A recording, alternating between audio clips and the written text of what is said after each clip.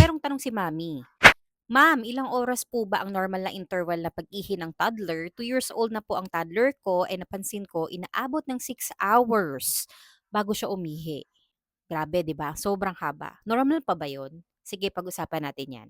Ang normal kasi sa isang toddler, usually umiihi every 2 to 4 hours. So kung bibilangin mo sa isang buong araw, pwede siyang makaihi ng 6 to 10 times in a day.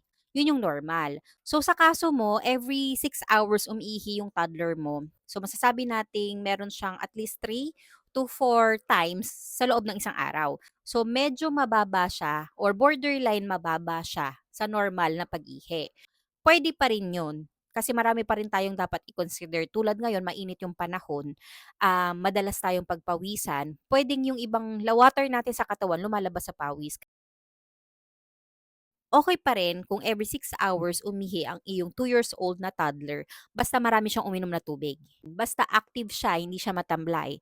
Tapos yung ihi niya is still light yellow.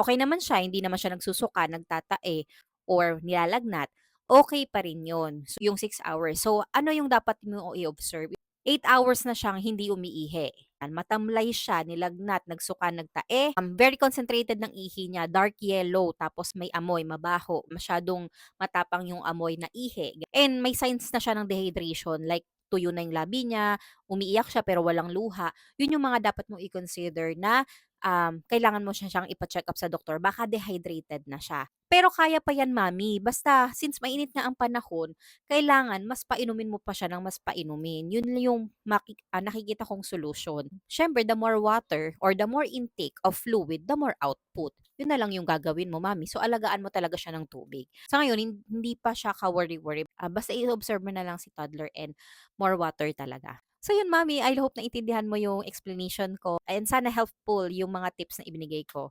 So yeah, more water this summer talaga para sa mga bata and even adult.